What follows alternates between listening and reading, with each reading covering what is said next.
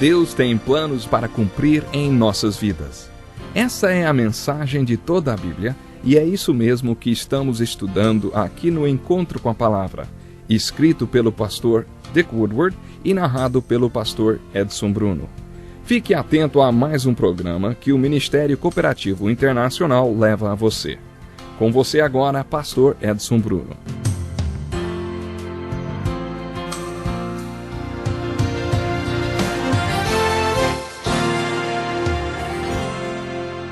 Para mim é uma alegria indizível poder estar chegando mais uma vez até você com o programa Encontro com a Palavra. Em nosso programa fazemos um estudo introdutório de toda a Bíblia, observando um livro de cada vez.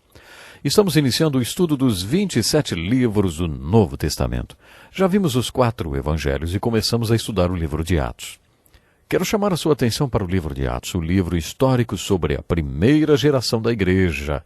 Vimos que o título, Atos dos Apóstolos, não foi dado por seu autor. Mencionamos inclusive outros títulos que talvez fossem mais apropriados do que este, criado por um grupo de tradutores. O título Atos do Espírito Santo talvez fosse uma escolha melhor, você não acha?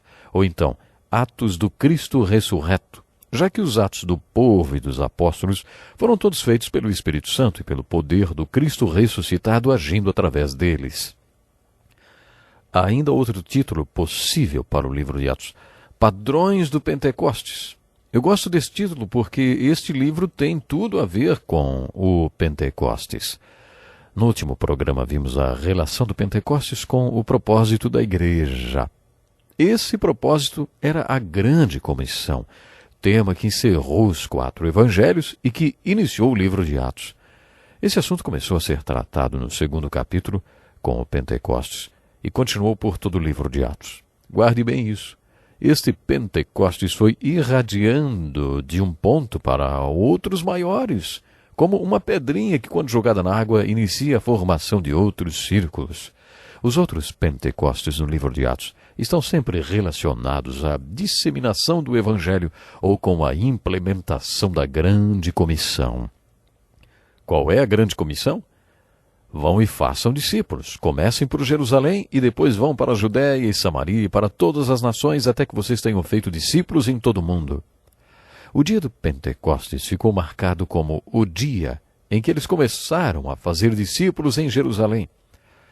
Depois eles foram para Samaria e houve outro Pentecostes. Quando eles penetraram no mundo gentil, no capítulo 10 de Atos, houve outro. Quando Pedro foi para a casa de Cornélio, o oficial romano, houve outro Pentecostes. No capítulo 19, quando eles foram para Éfeso, na Ásia, e começaram a alcançar partes mais distantes do mundo, houve mais um Pentecostes. Sempre que o Evangelho é pregado, é necessária uma intervenção divina. Quando o Evangelho chegou na Europa, capítulo 16 de Atos, observamos que houve uma intervenção divina. Paulo também foi marcado pelo chamado para a Macedônia, ou visão macedônica. No capítulo 8, essa intervenção é marcada pela perseguição, que, além de servir como uma poda na igreja, também a levou para outros círculos mais amplos, fazendo-a obedecer à grande comissão. O capítulo 8 de Atos registra o Pentecostes em Samaria. Os capítulos 10, 16 e 19 registram outros Pentecostes. Esses são chamados padrões do Pentecostes, ou o Pentecostes perpétuo. Mantenha estes Pentecostes em vista no seu estudo do livro de Atos. No último programa vimos alguns padrões que surgiram no nascimento e crescimento da igreja. Vimos no capítulo 6 que existe uma distinção entre os dons práticos e os pastorais. As pessoas que tinham os dons pastorais, as Marias, disseram para as que tinham os dons práticos, as Martas: vocês cuidam da administração da igreja e nós nos dedicaremos à oração e ao ministério da palavra. Este padrão surgiu no capítulo 6 e no capítulo 7. Estevão, um dos diáconos, cruzou a linha do dom prático para o espiritual e tornou-se um grande pregador. Observamos a mesma coisa no capítulo 8. Outro diácono, chamado Filipe, também cruzou a linha do dom pastoral e se tornou um grande evangelista em Samaria. Sempre que estivermos estudando um texto histórico da Bíblia, quer no Novo ou no Velho Testamento, devemos nos lembrar do que o apóstolo Paulo nos disse. Essas coisas aconteceram a eles como exemplos e foram escritas como advertências para nós, sobre quem tem chegado o fim dos tempos. Encontramos vários exemplos muito bonitos no livro de Atos. Também encontramos advertências e avisos, mas principalmente exemplos. Estevão e a pregação que lhe custou a vida certamente é um desses grandes exemplos. Aparentemente, ele era um homem de negócios e por isso se adequou muito bem ao serviço de administração da igreja. Também observamos que ele passou da área prática e administrativa para a pastoral, o que sugere que ele foi aprovado na área prática e que depois prosseguiu para o ministério e para os dons pastorais. As Escrituras nos ensinam um princípio muito importante referente à liderança. Vamos esperar que eles sejam provados. Mas como é que se prova um líder, hein? Ele foi provado na área prática, em atividades como recepção de visitantes, coordenação do sistema de som, estacionamento da igreja, esse tipo de coisa. E se a pessoa se mostra fiel e responsável nessas questões tão corriqueiras, pode ser então que outros dons sejam reconhecidos e que essa pessoa passe para a área dos dons pastorais. Por isso, pode ser que Estevão tenha primeiro se mostrado fiel como diácono e depois tenha passado para a área pastoral. O padrão de dom de Estevão é, sem dúvida alguma, pentecostal. Gosto de usar esta palavra. Acho que a palavra pentecostal é uma palavra bonita. Ela traz implícito que a pessoa é espiritual, com os poderes do Espírito sobre o seu ministério. O Espírito Santo, como já vimos, trabalha em nós. E a prova disso é o chamado fruto do Espírito. Mas também existe o trabalho do Espírito sobre nós, sua unção capacitadora, que está associada com o ministério dos dons espirituais. É claro que Estevão foi um homem pentecostal. A prova disso está no sermão que ele pregou com o poder e a unção do Espírito Santo. No capítulo 7, vemos que Estevão se tornou um grande pregador. Seu sermão foi longo de quase 60 versículos. É fascinante ser pregador da palavra de Deus. Faz 40 anos que estou tentando aprender mais sobre o fenômeno da pregação. Às vezes pode ser assustador. Pregar não é simplesmente uma questão de conhecimento de hermenêutica, da ciência de extrair sermões da Bíblia. Nem é uma questão de saber se expressar. Para pregar é necessário ter o dom espiritual. E se a pregação não for feita com a unção do Espírito Santo, não é uma pregação verdadeira, como no Novo Testamento, como o Novo Testamento descreve. Uma pregação pentecostal é o único tipo de pregação apresentada no Novo Testamento. A pregação de Estevão é fascinante. Ele fez um apanhado dos 39 livros do Velho Testamento num único sermão. No estudo que fazemos no Encontro com a Palavra, foram necessários 180 programas de 15 minutos cada para trazer uma introdução do Velho Testamento. Você que tem acompanhado esse estudo sabe como me empenhei para cobrir todas as informações dos 39 livros do Velho Testamento. Mas Estevão sintetizou esplendidamente as Escrituras num único sermão. Ele conseguiu resumir de maneira concisa e clara, abordando as questões principais num único sermão. Eu precisei de 180 sermões de 15 minutos cada para resumir o Velho Testamento. E Estevão precisou apenas de um sermão de mais ou menos 20 minutos para fazer a mesma coisa.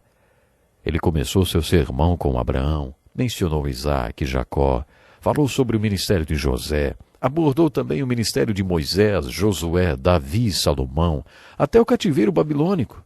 Em apenas um sermão, ele relatou toda a história dos hebreus. O propósito do sermão de Estevão não era evangelístico, apesar de, como veremos, ter dado muitos frutos. Estevão quis dizer aos líderes religiosos que eles tinham rejeitado a graça, o amor e a salvação de Deus. Que eles tinham rejeitado tudo de bom que Deus tinha preparado para eles. O ápice dessa rejeição foi a rejeição do Messias. Era isso que aqueles líderes estavam fazendo naquele momento. Eles estavam prontos para apedrejar Estevão por causa da sua pregação sobre a vinda de Jesus Cristo, o Messias. Estevão finalizou sua pregação falando sobre o Êxodo. Ele pregou àquelas pessoas que o Êxodo, o livramento do Egito, tinha sido talvez o maior milagre da história do Velho Testamento e simbolizava a salvação. O Êxodo envolveu o ministério do homem de Deus mais importante da história dos hebreus, Moisés. Estevão conta que Moisés tinha passado 40 anos no palácio de Faraó e depois tinha sido chamado por Deus num arbusto incandescente. Moisés foi comissionado para ser o libertador, o instrumento que traria a libertação do povo de Deus da terra do Egito. A Páscoa dos judeus é uma lembrança importante dessa libertação, assim como a nossa Santa Ceia, ou Eucaristia, também surgiu como lembrança da nossa libertação.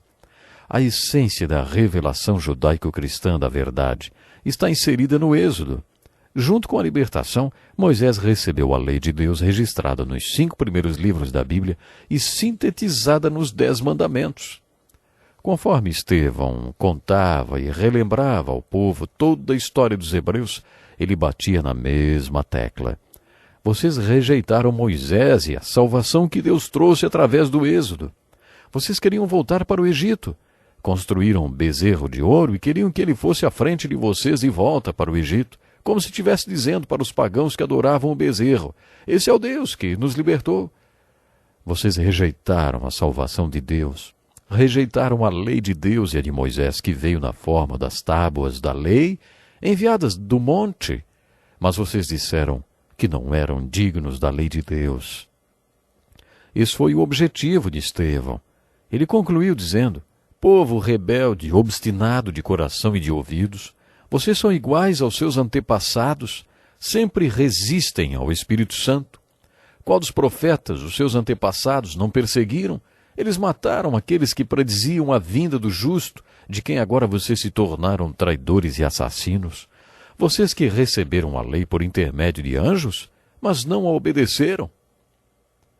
É fácil imaginar qual foi a reação ao sermão de Estevão. A Bíblia relata que foi assim. Ouvindo isso, ficaram furiosos e rangeram os dentes contra ele.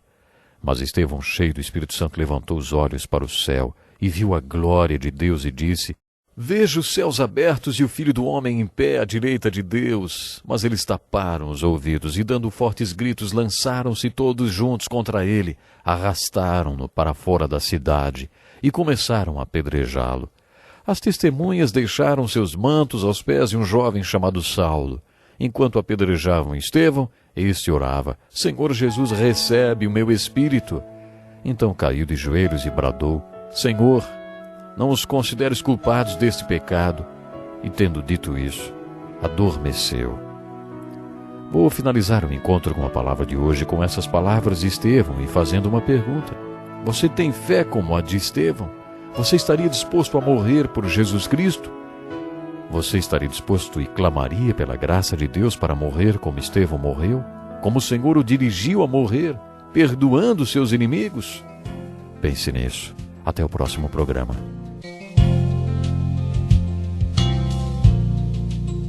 Que lição importantíssima. Obrigado, Pastor Edson Bruno. Prezado ouvinte, coloque em prática o que você ouviu aqui. Sem dúvida, sua vida será grandemente abençoada. Este é um estudo escrito pelo Dr. Dick Woodward, na voz do Pastor Edson Bruno. Escreva-nos e solicite o material. Nosso endereço é Encontro com a Palavra, Caixa Postal 2011, CEP